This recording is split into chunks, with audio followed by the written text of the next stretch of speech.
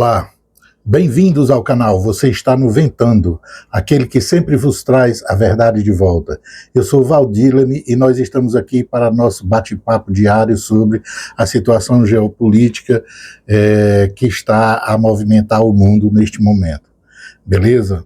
Se você estiver vindo aqui pela primeira vez, eu vou te convidar que você faça a sua inscrição, marque a sinetinha para receber novidades do canal, visite outros vídeos que a gente tem publicado no canal, coloque seus comentários, concorde, discorde, e também distribua aí para os seus conhecidos para permitir que nosso canal atinja mais pessoas e consiga levar adiante sua mensagem, beleza? Bom, poderia começar dizendo o seguinte, houve aquele ataque brutal da Ucrânia na Europa, lá a escola matou acho que 16 alunos estudantes numa escola numa área de Lugansk, né, que é uma das 4 regiões que foi anexadas ou vamos dizer assim, que fizeram a opção de retornar ao Estado russo, a Federação Russa. Na região ali do Donbás, né, onde o conflito está ocorrendo. Outra coisa, o Gorbachev tentando promover algum tipo de alteração na distribuição das tropas americanas que estão ali na Europa, inclusive para pressionar a OTAN, ele anunciou a ida de aumento de 5.000 tropas na Polônia. À primeira vista, as pessoas imaginam, não, está fortalecendo. Isso é dicotômico com o discurso que ele está fazendo de divisão na OTAN. Mas, na realidade, não é. Na realidade, o que ele está tentando fazer, o que ele está tentando demonstrar, é que ele está punindo a Alemanha porque tem sido um dos pontos vamos dizer assim, de reação ao comportamento, à atitude dele em relação à própria Europa e em relação à situação no Golfo Pérsico. E o que ele está fazendo é deslocando tropas que já estavam estacionadas na Alemanha para a Polônia. O russo, quando lê esse tipo de informação, ele vai ver que ele está, ao invés de estar criando problema para a OTAN, ele está deslocando mais esforços de tropa efetivos mais para próximo da fronteira com a Rússia, porque a Polônia está mais próximo da fronteira russa, bielorrussa, do que está a Alemanha. Então, na realidade, a leitura por russo é uma outra leitura, é a leitura de que ele está fortalecendo o pé da fronteira. Isso são coisas que, vamos dizer assim, estão se assentando no tabuleiro. Uma outra coisa que queria considerar, por exemplo, um dos grandes gaviões, né, neocões que são chamados lá nos Estados Unidos, os chamados falcões de guerra conservadores que atuavam no chamado Estado Profundo no governo Biden, nos outros anteriores, mais especificamente, foram sendo abandonados no governo Biden. Era um dos mais propagadores das guerras, né, tanto com a Rússia quanto com o Irã. A ideia era promover guerra. Ele escreveu um artigo, na realidade, colocando uma sinuca de bico. Quem lê o artigo imagina que ele está dizendo, não, a situação para os Estados Unidos é se render. Né? Ele não vê mais perspectiva de vitória para os Estados Unidos nessa região, na situação ali do Golfo Pérsico. Então, não tem como ele liberar o Estreito de Hormuz, né? A Marinha Americana, ele não reconhece isso. Então, ele diz que o Trump colocou, o Gorbachev colocou o Império Ocidental, o Império Americano, o Império Estadunidense, numa situação de voltar para trás e morrer, uma situação de morte imperial. Mas, ao mesmo tempo, o que ele está é a pressionar para que leve até o fim. Ele diz que a outra saída é Gorbachev assumir um risco de ir até o fim, ou seja, ir às últimas consequências, levar as tropas estadunidenses imperiais para dentro do Irã, ir para o chão. Essa é a perspectiva dele. Então, vamos dizer assim, é uma leitura muito mais do que reconhecer uma derrota, é uma tentativa de provocar Gorbachev a ir adiante, como é a visão do próprio Bibi doidão, né, de Israel. A outra coisa é que o russo, ele chamou o alto comando em relação ao que ocorreu nos últimos ataques da Ucrânia, ao Ministério da Defesa, ele deu a instrução para pensar, planejar a reação da Rússia ao que ocorreu na escola lá em Lugansk. Então, agora há pouco, antes de eu iniciar esse programa, eu vi um comunicado da Embaixada Norte-Americana dizendo, emitida para os seus funcionários, né, o pessoal de apoio seu que está aí em Kiev, que procurem se defender, que nas próximas horas vai haver um grande ataque massivo da Rússia à Ucrânia. Ele cita, inclusive, que um dos alvos é Kiev. Ele diz que o ataque é massivo. Estão aguardando, estão esperando, inclusive, ataques com mísseis Oshnik, né, o Avelã chamado. Então, nessas próximas horas, nós vamos ver uma reação russa em relação a isso, que pode, inclusive, que é o que eu vinha imaginando, pode, inclusive, atingir fábricas de drones em países da OTAN. Aquele caso, por exemplo, do Báltico ali, né? A região da Letônia, ou Báltico, ou Letônia, ou Polônia, alguma coisa. Estônia, é que estão esperando uma resposta por conta daqueles tráfegos que os drones ucranianos utilizam um corredor pelo Báltico para atacar o interior da Rússia. A outra coisa é que, como prévia disso, a Rússia teve, né, está fazendo os exercícios, inclusive nucleares, com a Bielorrússia. Está havendo um exercício vamos dizer assim, de proporções nunca feitas desde a década de 90, né, quando houve o cisma da União Soviética. Então, são exercícios militares, inclusive com mísseis, com balísticos e tal, com poder nuclear, né? Os táticos e de médio alcance. E visto também que já se completou, vamos dizer assim, o leque, aliás, até está por se completar. O que eu estou querendo dizer? Primeiro, a visita do Gorbachev à China. Voltou sem receber nada, de mãos abanando. Aí o Dragão recebeu o russo, tratou, fez um monte de acordo e tudo mais. E agora o Dragão vai se encontrar com o Kim da Coreia. Vejam que as coisas estão... E antes tinha ido o Irã, né? Veja que um eixo está se organizando.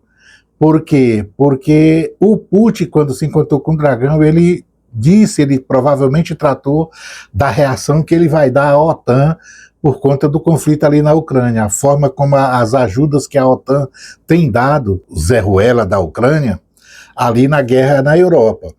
E ele provavelmente, ele deve ter avisado, deve ter conversado com o Dragão sobre isso. E o Dragão vai agora se encontrar com o Kim da Coreia do Norte.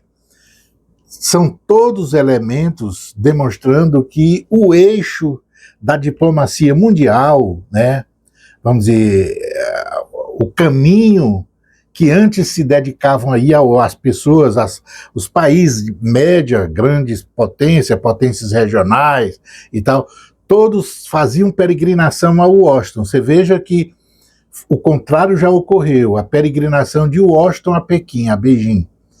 E nas condições de voltar para trás sem ter conseguido nada. E aí há uma fila de países, de nações que estão se encontrando, estão indo visitar Beijing e encontrar o Dragão. Ou seja, o que a gente está vendo é que está havendo uma mudança do eixo diplomático do mundo para outros polos. E aí outro polo conduzido aqui, nesse caso, pela China, né? É o que a gente vinha dizendo sobre o aspecto da existência da multipolaridade, no momento em que o império está morrendo, a hegemonia está morrendo, e está a haver um caos, vamos dizer assim, na organização, na administração do mundo, não é? É outra coisa que eu queria fazer a observação. Visto isso, eu só queria chamar agora a atenção para 3 eventos bem específicos, para dizer que o caos já está implantado e que já existe um processo de organização, de busca de organização. O caos está implantado porque nesse exato momento Gorbachev está submetido ao gosto de Teherã, né? Teherã está a ditar as suas vontades a Gorbachev. E aí está, de certa forma, submetendo tanto Gorbachev quanto Bibi doidão. E A China, veja, como é que a gente pode visualizar essa inoperância, ou essa, vamos dizer, fragilidade da hegemonia do Império Ocidental? A compreensão de que essa hegemonia está, nesse exato momento, num estágio de coma. Olhem, primeiro método foi o método da sanção. A sanção foi dirigida à Rússia como um teste, uma experiência. Em um único dia, a Rússia recebeu uma quantidade indescritível, 3.000 sanções, é o que rodam nos comunicados, nas informações, em um único dia. Esse choque, que normalmente dava algum resultado para o Império, com o passar do tempo, demonstrou que foi ineficaz. Ou seja, a Rússia é um país que o Ocidente considerava uma economia semifeudal, né? Chegaram a dizer que era um posto de gasolina com bomba atômica. Ela resistiu ao leque das sanções aplicadas, na experiência que nunca tinha sido feita pelo Ocidente. Qual era a experiência? Veja aqui, olha, Síria, Líbia, Iraque, Irã, a própria Rússia, a China, já tinham sofrido sanções. Mas as sanções, elas eram aplicadas assim, de certa forma, em doses, né, em gotas, em doses homeopáticas, para ir permitindo que o Império acochasse a cada movimento de resistência de quem ele objetivava atingir. Então, se houvesse resistência, se aquele nível de sanção não era capaz de submeter o adversário, então o Império, a hegemonia imperial, ela fazia um aperto, né, dava um certo acocho. E assim sucessivamente, até manter alguns interesses, vamos dizer, que estavam em evidência, sob controle. E fizeram assim durante todo esse tempo, a década de 70 do século passado, para cá, toda a vida foi assim. Até se deparar com o evento de 2022, quando, ao aplicar a sanção à Rússia, eles o fizeram de uma forma, vamos dizer assim, revolucionária, eu digo no método, né? Revolucionária das aplicações feitas até ali. E o que ocorreu foi que o russo derrotou esse processo, né? O russo sobreviveu, a economia russa sobreviveu a esse processo. Essa é uma coisa. Então, nesse aspecto, por que não poderia aplicar outro tipo de tentativa de derrota? O Império Ocidental não podia se confrontar com a Rússia é a maior potência nuclear do mundo. Então, a forma como ele poderia enfrentar seria exatamente via as sanções. Perdeu esse aspecto. Então, ali já se descobre que a hegemonia já inicia um processo de correr risco. O passo seguinte foi tarifas, as tarifas aplicadas à China, uma forma de... Foi outro adversário que eles tentaram submeter, provocar um processo de submissão, vamos dizer assim, na disputa dos mercados do mundo, via tarifas, via fechamento, via muralha comercial. Nesse aspecto, também foi destruído. E o outro momento seria usar o aspecto militar em outra, vamos dizer assim, em outro elemento que deveria ser sujeitado. De quem estamos falando? Estamos falando do Irã. Então, ao Irã, o que foi aplicado não foi, além das sanções que a gente está tratando, tanto a sanção que foi aplicada, vinha sendo aplicada ao longo dos anos, quanto os aspectos que foi aplicado à China, e acochou com o processo, com o projeto militar.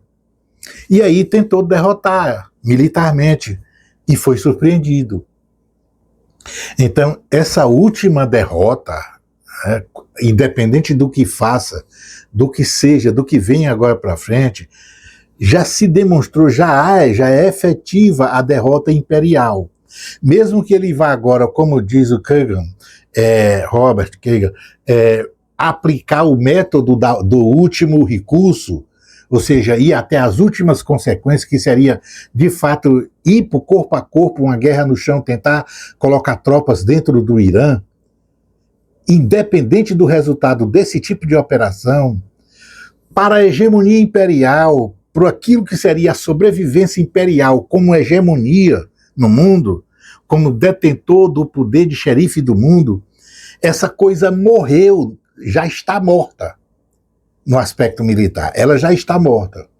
Não só pelo conjunto, vamos dizer assim, das fraquezas demonstradas tanto no aspecto tecnológico, planejamento, tático, realização operacional do evento guerra, tudo que eles se dedicaram, eu digo no termo do combate efetivo, da guerra efetiva, foi de certa forma derrotado. E o Império, aqueles grandes adversários que o Império buscou destruir, inclusive como potências militares, absorveram conhecimento, tomaram pé desses calcanhares de Aquiles, né? Desses cabelos de Sansão que o Império tem. E uma vez tomado pé e conhecimento disso, abriu-se a porta para não existir a hegemonia como poder militar imperial. Não é só a descoberta tecnológica, a fraqueza da tecnologia, a descoberta de que seus armamentos estão, de certa forma, defasados em relação aos armamentos que o Oriente produz, China, Rússia, o próprio Irã. Não é só isso. Mas também a máquina de guerra está saturada. A máquina de guerra está saturada. Então, nesse conjunto, esses três elementos que são muito importantes para se perceber e para se realizar, vamos dizer assim, a hegemonia no mundo real, eles foram colocados à prova, eles foram usados, eles foram utilizados, e as três situações sofreram adversidades, a ponto de derrotar o Império Hegemônico. Então, a única coisa que está faltando agora é se deixar ali, sair da região do Oriente Médio, a região onde o conflito está ocorrendo, e liberar o Golfo Pérsico para as atividades do Irã. A última coisa que vai ocorrer é decretar instantaneamente a morte do petrodólar. Porque o tráfego das riquezas, da energia que vai passar ali pelo Estreito de Omã, pelo Estreito de Hormuz, o Golfo de Omã, ele vai passar não mais com o petrodólar como referência. Então, isso também morreu. Isso quer dizer que para derrotar, para suplantar essas três derrotas que eu já coloquei aqui, esses três elementos de derrota, demonstrativos da derrota imperial, da hegemonia imperial, para suplantar essas fraquezas, ele necessitaria de muito dinheiro, muito mais do que nunca na realidade dele, precisou de um petrodólar como referência e de uma estrutura monetária, financeira do mundo como eles conduziram até agora. Muito mais agora, para se restabelecer, ele precisa dessa estrutura que foi colocada no mundo desde 1944, para permitir que eles conduzissem, vamos dizer assim, monetária e financeiramente o mundo, mantivesse o mundo sob coleira. Ele vai perder isso. Isso quer dizer que o projeto inteiro imperial, não só a hegemonia, mas o projeto inteiro imperial, ele vai iniciar um caminho de volta. Porque o caminho de volta, ele é muito, vamos dizer assim, no mundo real, são 800 bases em território extraterritorial americano, estadunidense, que custa muito dinheiro para se manter e que vai ter que voltar para trás, porque o dinheiro vai faltar. É aquilo que eu falei em outras oportunidades. Vocês querem dar uma olhadinha em outras oportunidades aí, em outros vídeos que a gente publicou no canal, eu trato especificamente dessas coisas, como é que elas iam se comportar no caso do caos chegar para a moeda e para o império. E veja que a reunião de Putin com Xi Jinping, A reunião que ele vai agora, a reunião que ele produziu com o ministro das Relações Exteriores do Irã, a reunião que vai logo está agendada já para ocorrer com o Kim Jong-un da Coreia do Norte.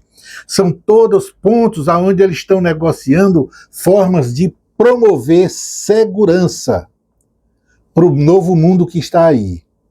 Agora vejam só, caberia até um capítulo à parte para tratar como que o BRICS entra, e aí caberia entender o seguinte: para toda essa coisa poderia estar sendo usada a estrutura do BRICS. Você sabe que o BRICS é um grupo de nações que estão juntas por algumas conveniências, são nações que têm disparidades não só culturais, não só econômicas, né? Elas têm disparidades de interesses, elas estão em várias latitudes do planeta. Não quer dizer, não é uma coisa de oriental ou de ocidental. Existe uma variedade de latitudes que participam desse projeto. E tinha, dentro desse grupo, alguma expectativa até o ano passado de que eles poderiam atuar no sentido de produzir a realidade que este evento agora, tanto da guerra na Europa, quanto a guerra no Oriente Médio, quanto as reuniões que foram feitas, o link que foram feito entre Rússia, Irã e China, estão desempenhando.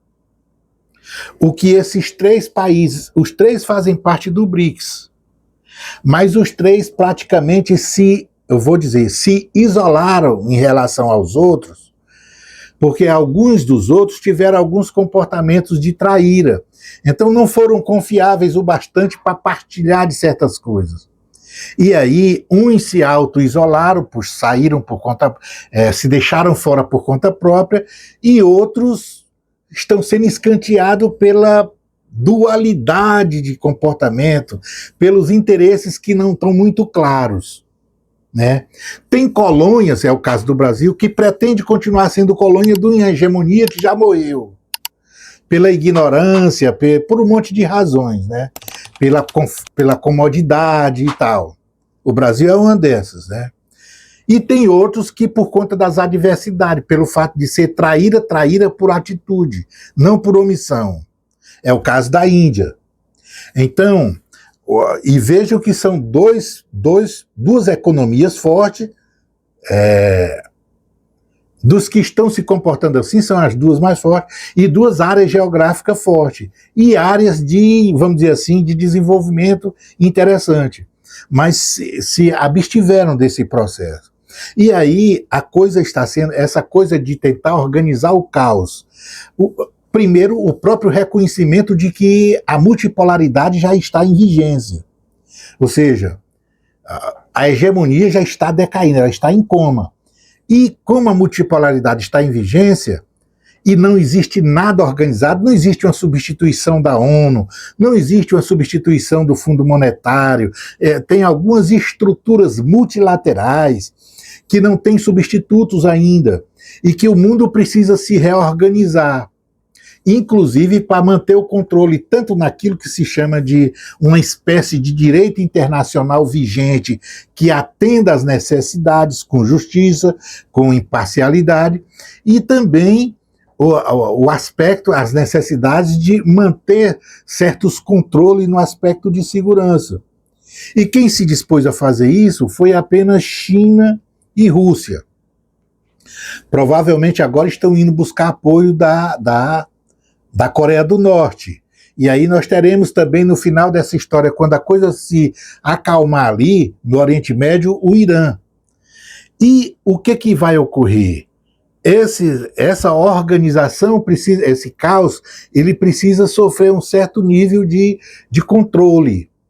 Porque essa foi a promessa do China e do russo lá em 2022. Não é? Por quê? Porque houve a proposta do russo e do China de que a segurança ela fosse para todo mundo, ela na realidade fosse uma segurança de todo mundo, do planeta. Não é, o que é segurança era interessante ser, ele disse, ser a segurança da Rússia, ser a segurança da China, ser a segurança do Ocidente. A proposta de segurança colocada tanto pelo dragão quanto pelo urso é de que há indivisibilidade da segurança.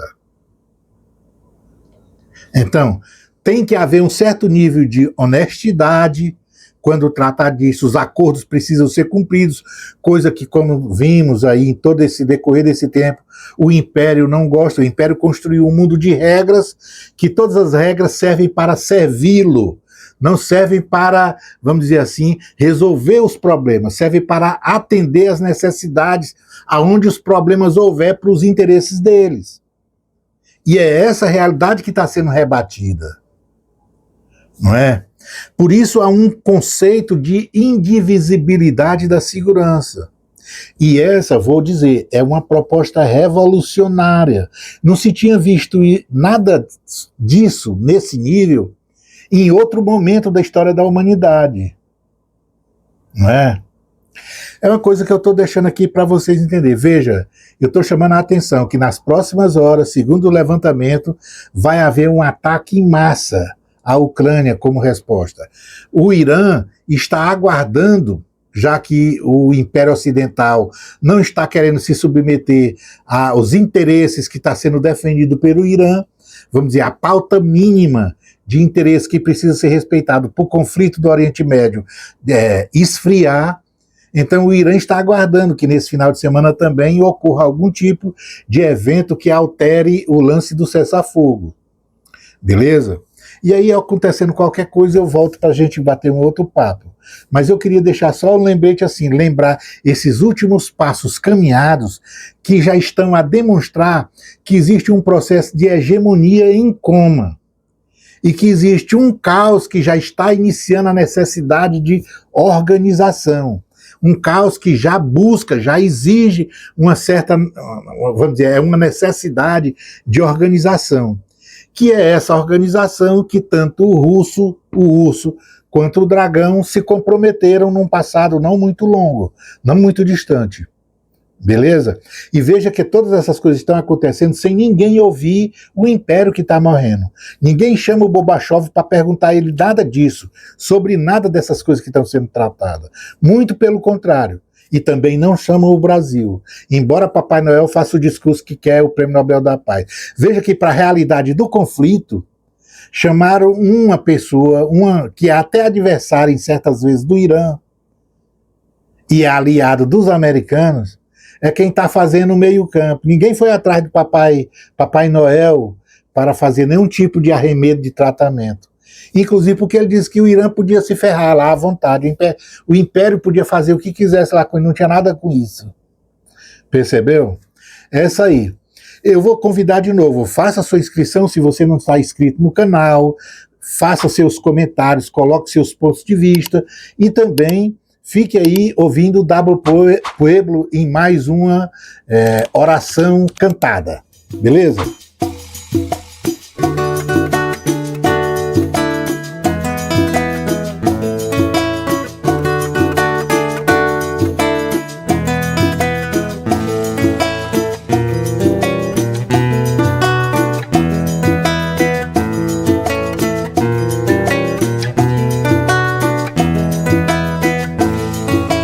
A aventura se lança, pá, desce a lama, balança, preto e pobre na dança. Pra fuga nem pra gerança, tá, coação com aliança, resistindo à mudança. Putaria na praça de nossa Trindade Santa, zomba ausência de raça, capaz de sangrar a pança. Chega a justiça das massas, vem empunhar a lança. Chega a justiça das massas, vem empunhar a lança. Chega a justiça das massas, vem empunhar a lança.